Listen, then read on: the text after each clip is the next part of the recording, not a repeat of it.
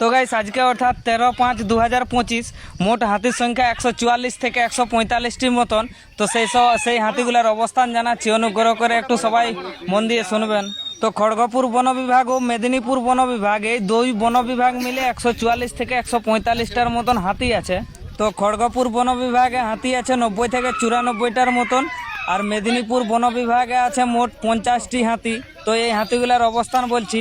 প্রথমেই বলি, খড়গপুর বন বিভাগে মোট 90 থেকে 94টা হাতির অবস্থান। চাঁদাবিলা রেঞ্জের তপবনে 2টি হাতি, কেশরেখা রেঞ্জের ভোরামারাতে 1টি হাতি, ভালুকবাসাতে 60 থেকে 65টি হাতি, নয়াগ্রাম রেঞ্জের রায়বেড়াতে 1টি হাতি, খাসজঙ্গল 76-এ 6 থেকে 7টি হাতি, ভালুকঘোড়াতে 2টি হাতি, খাসজঙ্গল 110-এ 1টি হাতি, খাসজঙ্গল 81-তে 2টি হাতি, আর দামদাসলে 2টি হাতি। এরপর কলাইকুণ্ডা রেঞ্জের বলছি, কলাইকুণ্ডা রেঞ্জের ভালকিসলে 1টি হাতি, ইন্দখাড়াতে 2টি হাতি, বারডাঙ্গাতে 8টি হাতি। এগুলো ছিল খড়গপুর বন বিভাগের মোট 90 থেকে 94টি হাতির অবস্থান। তো যে সমস্ত এলাকার নাম বললাম, সেই সমস্ত এলাকার নিকটবর্তী এলাকাবাসী সবাই সতর্ক এবং সাবধানে থাকবেন, জঙ্গলে যাবেন না।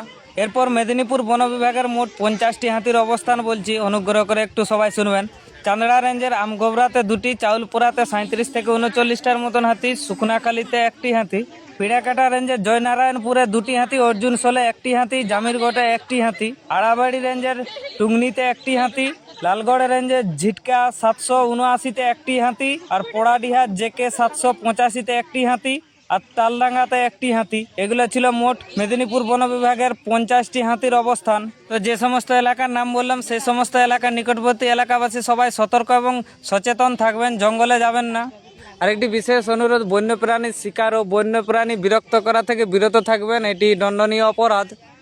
তো খড়গপুর বন বিভাগ ও মেদিনীপুর বন বিভাগের যে সমস্ত এলাকার নাম বললাম, সেই সমস্ত এলাকার মানুষজন জঙ্গল লাগোয়া রাস্তাগুলোকে এড়িয়ে চলুন।